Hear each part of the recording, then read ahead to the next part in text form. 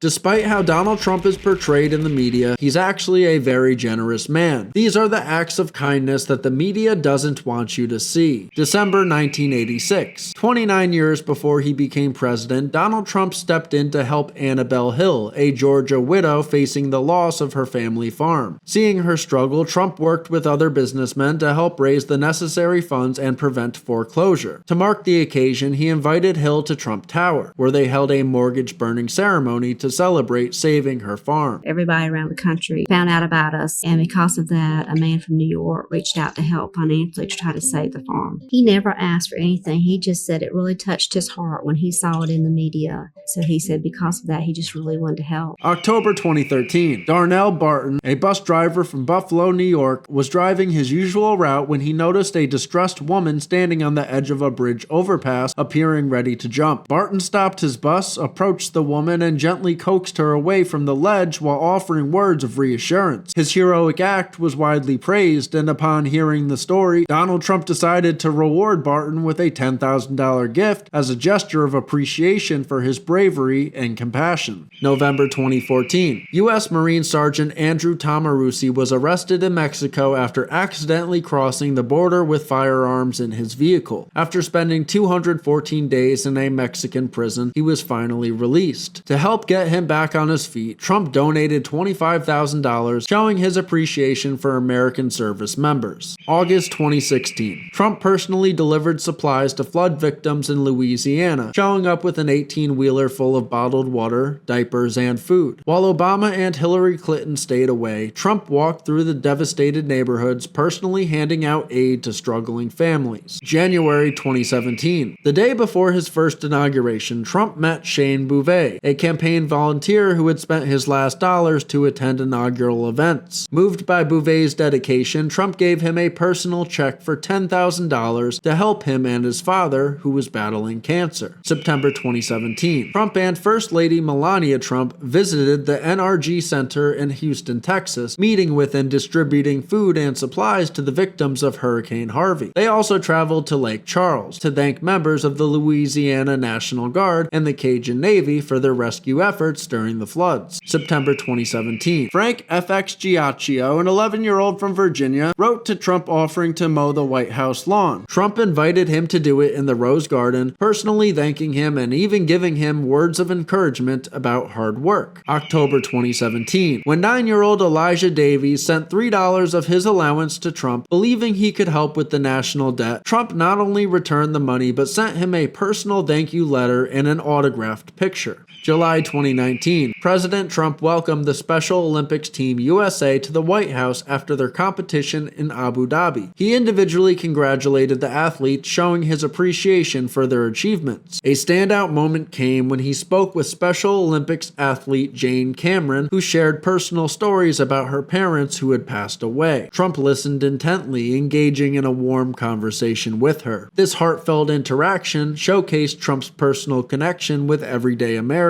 Well, I just want to congratulate her. I mean, what you've done is incredible. Bringing home all those medals. How did you feel about winning? How did you feel? I did good. I did 5 over 5 times water, 5 times over. Whoa. That's not bad, huh?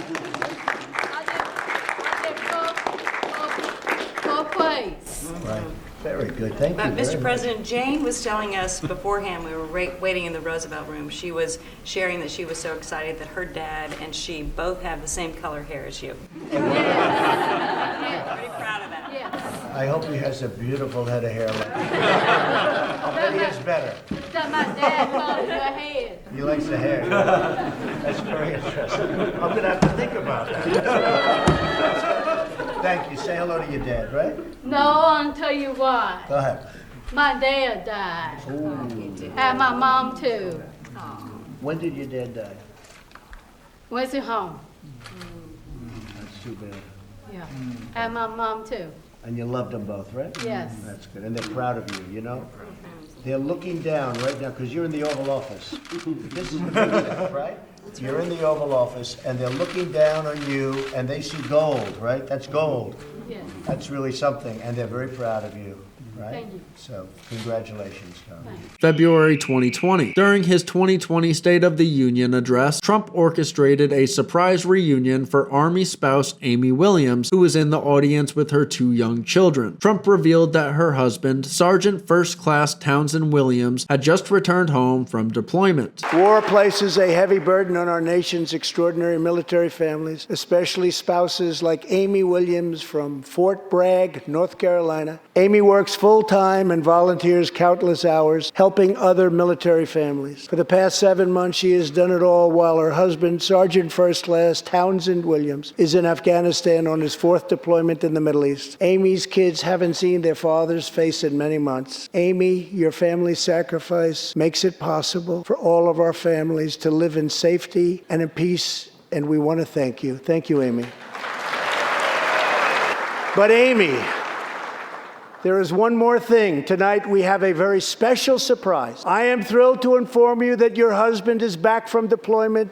He is here with us tonight, and we couldn't keep him waiting any longer.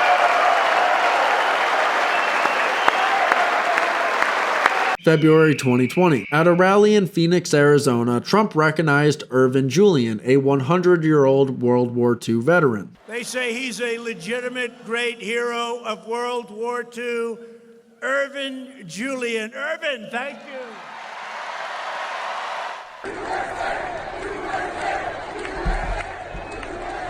February 2023. Following a toxic train derailment in East Palestine, Ohio, Trump personally visited the town, bringing truckloads of bottled water and supplies. He criticized Biden for neglecting the crisis and made sure residents had access to clean drinking water. September 2024. During a campaign stop in Pennsylvania, Trump encountered Jenny Kantz, a mother of 3, at Sprankle's neighborhood market. Recognizing the financial strain caused by rising grocery prices, Trump handed her $100 to assist with her groceries, assuring her that he plans to lower supermarket prices if re-elected. Here, it's going to go down a little bit. It just went down $100. We'll do that for you from the White House, all right? Thank you. All right, bye. Nice seeing you, everybody. Beautiful.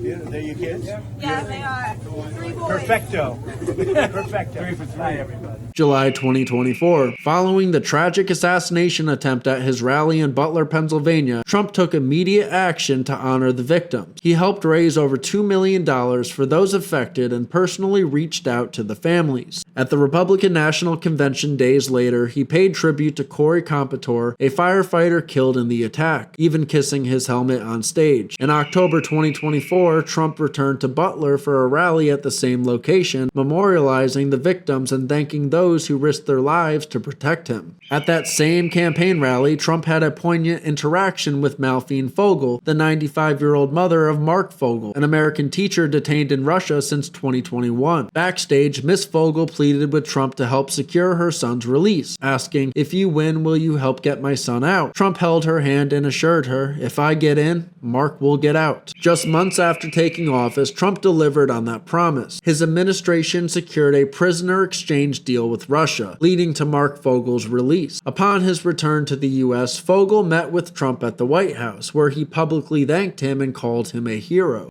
I want you to know that I am not a hero in this at all. And President Trump is a hero. March 2025. During his speech to Congress, Trump took a moment to recognize DeVarjay DJ Daniel, a 13-year-old boy battling terminal brain cancer. DJ had made it his mission to be sworn in to as many law enforcement agencies as possible to raise awareness for childhood cancer. However, Democrats in the chamber refused to stand or applaud, sparking backlash from everyone who criticized their lack of support for a child battling cancer. What a good-looking family, huh? There's one more thing I got for you, a big hug. Okay, good. That's very nice. The media often ignores these stories, but the truth is clear. Trump has always been a president for the people.